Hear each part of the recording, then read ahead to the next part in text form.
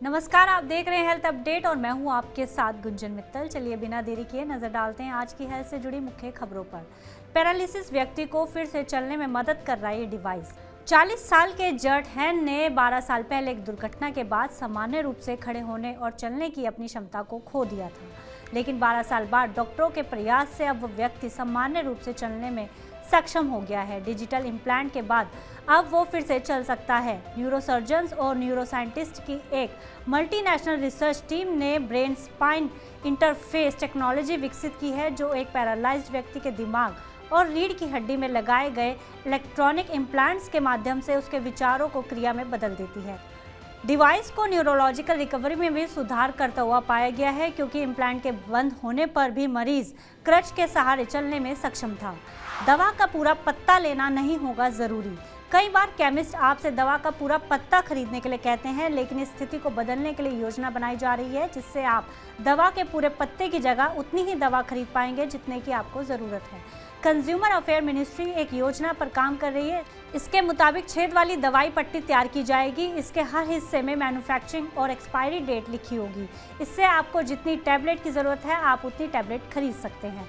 Chemist द्वारा ग्राहकों के टैबलेट या कैप्सूल की पूरी स्ट्रिप खरीदने पर जोर देने की शिकायतों के बीच केंद्र उपभोक्ता हितों की रक्षा के लिए समाधान निकालने का प्रयास कर रहा है और फार्मा उद्योग के साथ परामर्श कर रहा है। सूत्रों ने कहा कि उपभोक्ता मामलों के मंत्रालय द्वारा चलाए जा रहे कंज्यूमर हेल्पलाइन पर पूरी पट्टी खरीदने पर जोर देने की शिकायतों में बढ़ोतरी देखी गई है। इसके बाद कंपनियों से बातचीत शुरू की गई है। आने वाले समय में इसे अंतिम रूप दिया जा सकता है। विश्व स्वास्थ्य सभा में हील इन इंडिया पर बोले स्वास्थ्य मंत्री मनसुख मंडाविया। जिनेवा में चल रही विश्व स्वास्थ्य सभा में भारत के स्वास्थ्य मंत्री मनसुख मंडाविया ने शिरकत की। सभा में केंद्रीय स्वास्थ्य मंत्री ने हील इन इंडिया और हील बाय इंडिया पर अपनी बात रखी। उन्होंने कहा कि हील इन इंडिया को शुरू करने का लक्ष्य हेल्थ वर्कफोर्स को बढ़ाना है, ताकि वसुधैव कुटुंबकम की तर्ज पर भारत समेत सभी देशों को इसकी सुविधा दी जा सके। 76वीं विश्व स्वास्थ्य सभा में केंद्रीय स्वास्थ्य मंत्री इंटीग्रेटेड एंड होलिस्टिक ट्रीटमेंट पर बात करते नजर आए, जिसका उद्देश्य पूरी दुनिया को वर्ल्ड क्लास ट्रीटमेंट, अफोर्डेबल और क्वालिटी हेल्थ केयर सर्विसेज मुहैया कराना है। कार्यक्रम में शिरकत करने के साथ ही स्वास्थ्य मंत्री ने ईरानी स्वास्थ्य और चिकित्सा शिक्षा मंत्री के साथ भी बैठक की। बैठक में स्वास्थ्य, फार्मा, डिजिटल स्वास्थ्य और पारंपरिक चिकित्सा में भारत ईरान सहयोग को और मजबूत करने के तरीकों पर चर्चा हुई। दिल्ली सरकार ने स्वास्थ्य सुविधाएं सुधारने के लिए एमसीडी को आवंटित किए 118 करोड़ रुपए। जल्द ही दिल्ली में एमसीडी अस्पतालों की हालत सुधरने वाली है। इसके लिए एमसीडी ने एक एक्शन प्लान भी तैयार कर लिया है, ताकि एमसीडी अस्पतालों में इलाज कराने आए लोगों को बेहतर स्वास्थ्य सुविधा मुहैया कराई जा सके। दिल्ली में स्वास्थ्य सुविधाएं बेहतर करने के उद्देश्य से दिल्ली सरकार ने इसके लिए एमसीडी को 118 करोड़ रुपए आवंटित करने का निर्णय लिया है। इस राशि में 63 करोड़ रुपए जनरल हेड में और 54 करोड़ रुपए कैपिटल हेड के तौर पर दिए गए हैं।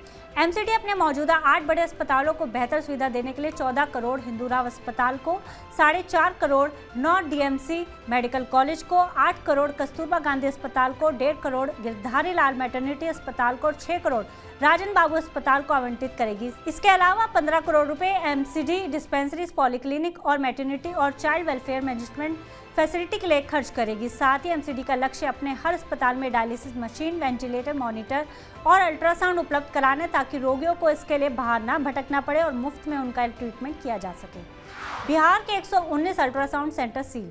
हेल्थ डिपार्टमेंट ने बिहार के 119 अल्ट्रासाउंड सेंटर को मंगलवार को सील कर दिया। इन अल्ट्रासाउंड सेंटर पर आरोप है कि वो pre conception and pre natal diagnostic techniques act 1994 का उल्लंघन कर और सरकार के आदेश की अनदेखी कर भ्रूण लिंग परीक्षण कर रहे थे। इस कानून के तहत जन्म से पहले शिशु के लिंग की जांच करने पर पाबंदी है।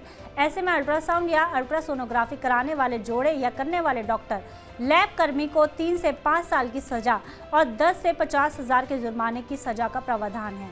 6 जिलों में कुल 119 अल्ट्रासाउंड केंद्र सील किए गए हैं, जिसमें मुजफ्फरपुर के 43, अररिया के 28, बक्सर के 18, सारण के 15, औरंगाबाद के 11 और नवादा के 4 अल्ट्रासाउंड केंद्र शामिल हैं।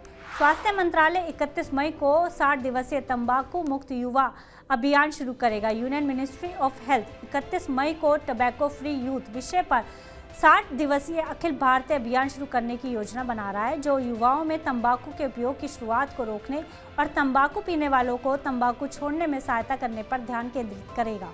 तंबाकू का उपयोग कम हुआ है, लेकिन आंकड़े बताते हैं कि भारत में किशोरों और वयस्कों के बीच इसका उपयोग अभी भी अस्वीकार्य रूप से उच्च स्तर पर है।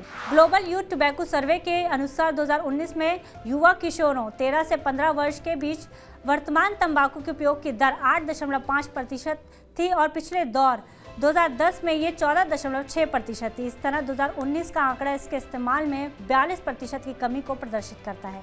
Joint secretary of the health ministry V Hekali Zhimomi ने राज्यों और केंद्र शासित प्रदेशों को लिखे पत्र में सिगार और अन्य तंबाकू उत्पाद अधिनियम 2003 के प्रावधानों को लागू करने के लिए विशेष अभियान चलाने का अनुरोध किया है। पत्र में सार्वजनिक स्थानों पर धूम्रपान निषेध, शैक्षणिक संस्थान के 100 गज के दायरे में इसकी बिक्री और 18 वर्ष से कम आयु वालों को इसकी बिक्री पर निषेध तथा स्टैट्यूटरी पिक्टोरियल वार्निंग के बगैर तंबाकू उत्पादों की बिक्री पर पाबंदी शामिल है। आज हेल्थ अपडेट में बस इतना ही। आप देश दुनिया की तमाम खबरों के लिए देखते रहिए TV9 भारतवर्ष।